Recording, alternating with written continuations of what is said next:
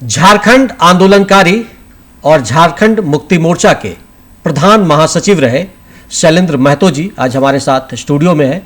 इनसे हम पॉडकास्ट में ये चर्चा करेंगे कि शिबू सोरेन जी का व्यक्तित्व किस तरीके का रहा है, क्योंकि शिबू सोरेन जी के साथ इन्होंने लंबे समय तक जो झारखंड आंदोलन और मूवमेंट का काम था वो साथ में इन्होंने चलाया है और काफ़ी नज़दीकी रही है, इनके व्यक्तिगत संबंध रहे हैं। शिबू सोरेन जी को मरणोपरांत ये पद्म भूषण का अवार्ड दिया जा रहा है, इस सम्मान को लेकर आप क्या सोचते हैं? देखिए, इस पर पद्म भूषण जो भारत सरकार ने शिबू सोरेन को मरणोपरांत देने का जो फैसला किया, इस सही माने में एक यदि कहा जाए जिसको लीजेंडरी कहते हैं जी, और सही माने में शिबू सोरेन एक लीजेंडरी थे।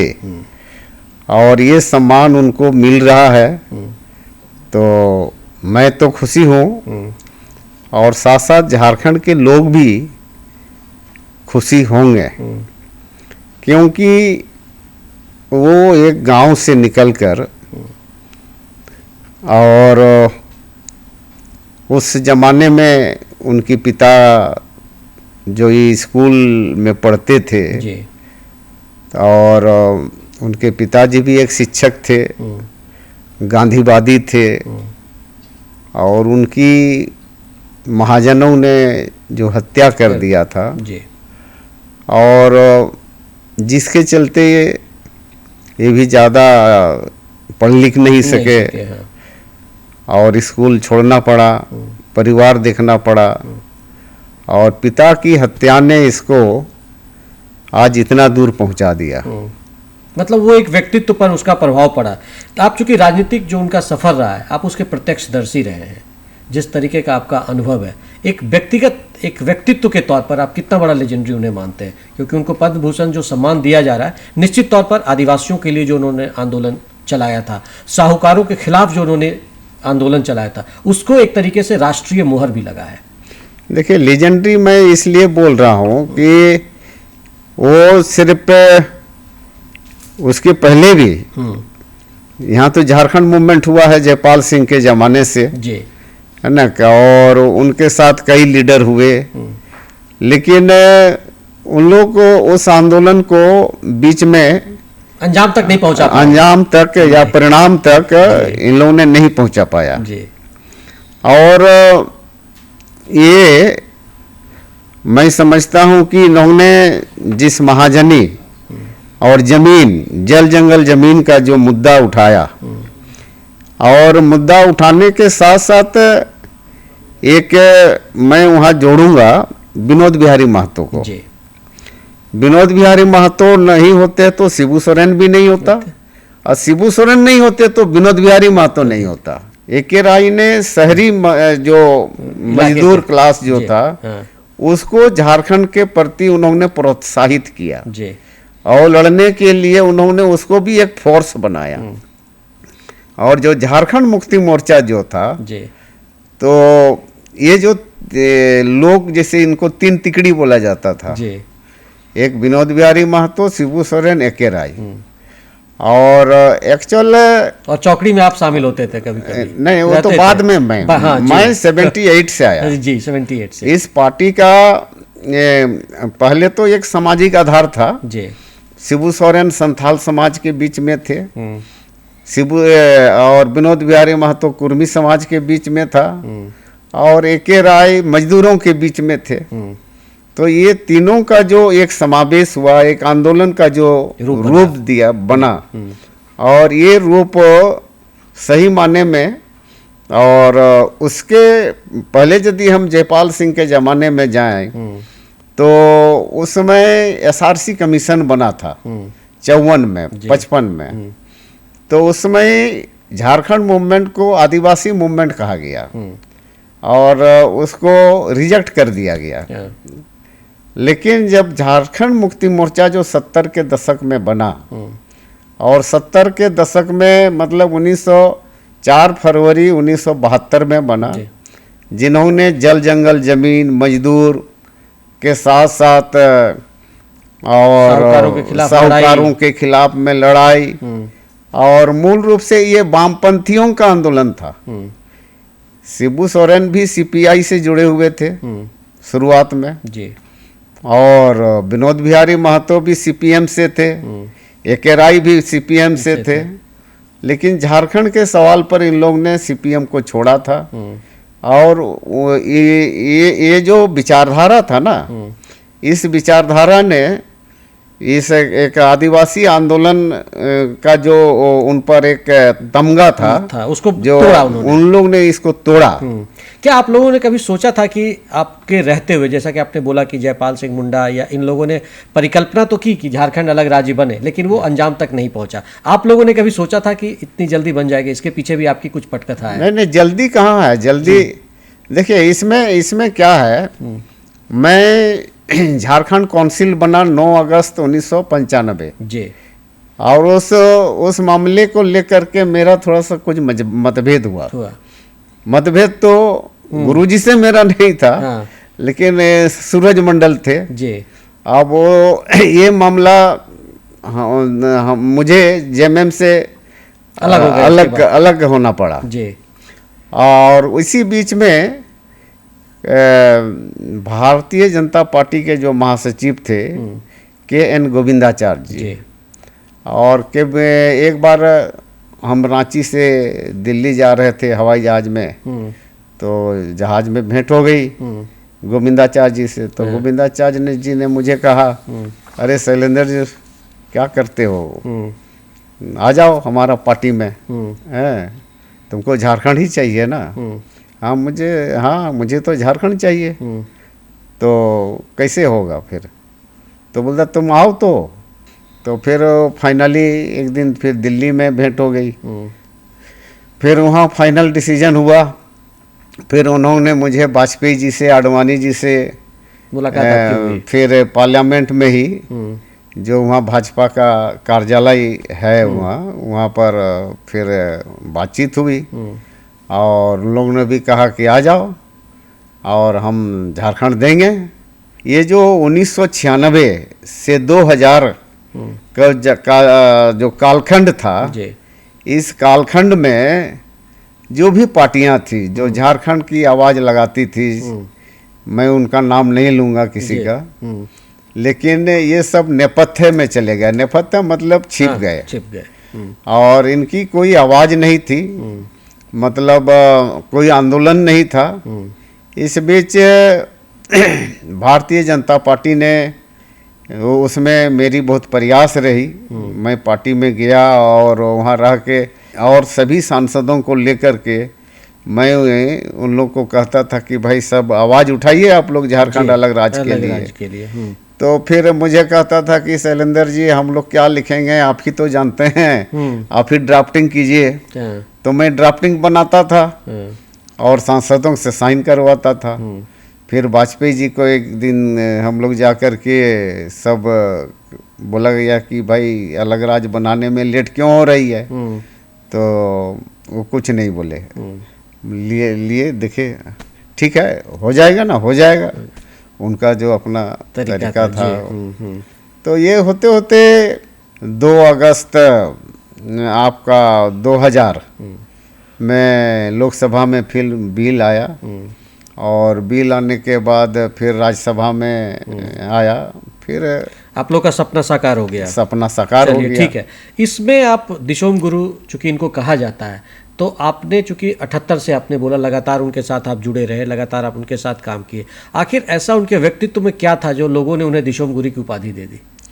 देखिए वो आदमी बहुत सिंपल, दिखने में बहुत सीधे और मेहनती थे। और उनमें क्या था ना, वो जैसे आप स्टेज में हैं, बहुत से नेता जो होते हैं ना वो जनता से मिलते नहीं हैं, लेकिन उसमें जनता को बुला करके स्टेज में बैठाते थे। अच्छा। और अब जनरली आप देखिएगा कि स्टेज में नेता अपना चेयर में बैठा है, वहाँ कोई घुसेगा नहीं, लेकिन उनमें वो चीज़ नहीं था। मतलब वो तो- सबसे कनेक्ट करते थे people, हाँ। वो बुला लेते थे, आ जाओ, आओ हाँ। आओ बैठो। तो ये खासियत हाँ, उन्होंने ये जो- खासियत थी। हाँ। और वो जनता का आदमी था, हम्म। ये खासियत था। एक खासियत था। तो वो जैसे जनता से मिलने की एक खासियत उनमें थी और वो लगातार लोगों से कनेक्ट करते और थे, जनता से भागते नहीं थे। भागते नहीं थे। उसी तरीके से क्या आपको लगता है, चूंकि आपके शादी विवाह में भी उनकी बहुत बड़ी भूमिका थी, तो क्या उनका एक पारिवारिक व्यक्तित्व और जो सामाजिक प्राणी का एक भूमिका होता है वो भी अच्छे से निभाते थे वो? नहीं, एक चीज देखिए मेरा जो शादी का जो बात आपने छेड़ा है, जी अभी कहाँ से आपको पता चला है ना, तो ऐसा है, मेरी शादी 88 में हुई। जी। तो गुरुजी उस समय एमएलए थे, उस समय सांसद नहीं थे वो तो। हाँ। 85 में 84 में इंदिरा गांधी का हवा से वो तो हार गए थे एमपी में। तो फिर 85 में वो एमएलए बने थे। तो पटना में जो मेरे ससुर हैं वो इंजीनियर थे। इंजीनियर थे इन लोग के साथ शिबू सोरेन गुरुजी और सूरज मंडल, इन लोग के साथ वो रहते थे। मेरी ट्रांसफ़र इधर उधर ना हो जाए, है ना, वो देवघर में रहते थे। तो निर्मल जी कभी, निर्मल महतो जिसकी हत्या हो गई, जो अध्यक्ष थे, जो 8 अगस्त 1987 को वो पटना गए थे। तो पटना में मेरे ससुर से उनकी भेंट हुई। जी। तो मेरे ससुर थोड़ा सा मोच वगैरह रखते हैं, और तो उनको लगा, तो गुरुजी बोले कि अरे तुम्हारा समाज ये निर्मल बाबू आप ही का बिरादरी का आदमी है, बोला, तो इनका बेटी का शादी करना है ना। तो बोला ठीक है। मेरा निर्मल दा बोलते थे हमको, जो संबोधित करते थे, मेरा मौसेरा भाई है। तो उन्होंने कहा कि मेरा मौसेरा भाई एक है, शैलेंद्र है, तो उससे शादी कराया जाएगा, ये सब वो सब बोला। इधर आप कहाँ, इधर बिहार में आप तिलक दहेज दीजिएगा, तो हमारे यहाँ तो बिना तिलक दहेज का होता है, आप उधर दीजिए जी। तो इसी बीच में फिर आपका श्रावण महीना था। श्रावण महीना में फिर निर्मलदा देवघर गए, फिर वहाँ देख दाख के आए। फिर वो अपने मन में रखा था, हमको कुछ बोला नहीं वो। और इस बीच में फिर 8 अगस्त को उनकी हत्या हो गई 87 में। तो उसके बाद तो फिर बात रुक गई। फिर गुरुजी ने मुझे कहा कि अरे ये निर्मल बाबू का वर्ड दिया हुआ है, कम से कम उसको तो तुम पूरा करो। तो फिर ये सारी जो ईश्वर की लीला थी है वो पूरी हुई थी। यही एक व्यक्तित्व उनका था जो आपको अभी भी प्रभावित करता और आपसे लगातार वो कनेक्शन जुड़ा भी रहा। एक चीज आपकी नज़र में, वो झारखंड के, आपने उनको एक प्रतीक बोला था कि वो नेल्सन मंडेला भी झारखंड के प्रतीक के तौर पे, आखिर ये तमगा आपने उन्हें क्यों दिया? इसलिए तमगा दिया, देखिए जैसे जिस तरह से साउथ अफ्रीका में जो कहानियाँ हम लोग नेल्सन मंडेला का सुनते हैं, उनका जो इतिहास है, जो हिस्ट्री है, कि वो आदिवासियों के बीच, गरीबों के बीच, गरीब की आवाज़ उठाना इतना सोझा बात नहीं है। धनी लोगों का आवाज़ वो तो बहुत लोग उठाते हैं, लेकिन अब गरीबों के बीच में जो शोषित पीड़ित लोग हैं, जो वंचित लोग हैं, जो नीचे के लोग हैं, उनका आवाज़ देना, ये बहुत कम लोग होते हैं, बहुत कम जी। और हमारे देश में भी आप देख ही रहे हैं, हाँ। है ना। धनी की तो सब बात करेंगे, लेकिन गरीब का बात करने वाला कौन होगा?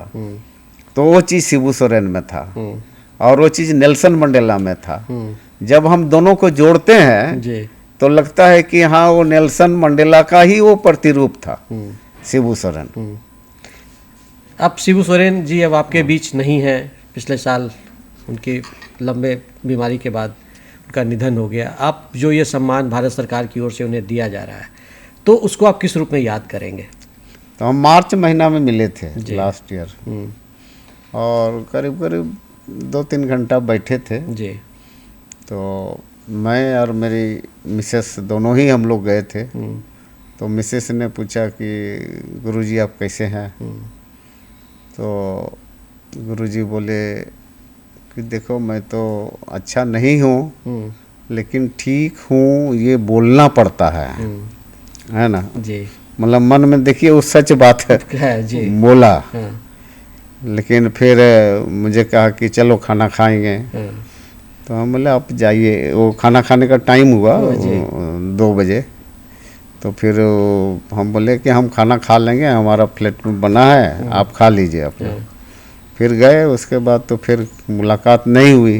को गुरुजी क्यों बोला गया, जी ये बहुत से तथ्य हैं, जी। तो उस तथ्य को भी बताना जरूरी है।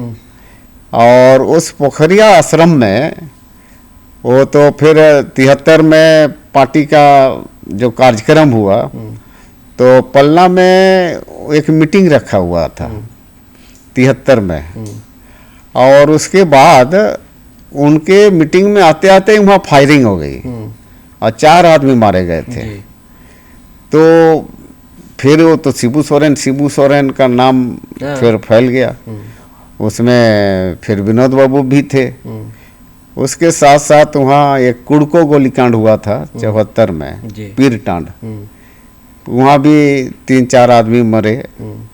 फिर एक बहुचर्चित गोलीकांड हुआ था आपका चिरूडी, जी चिरूडी गोलीकांड।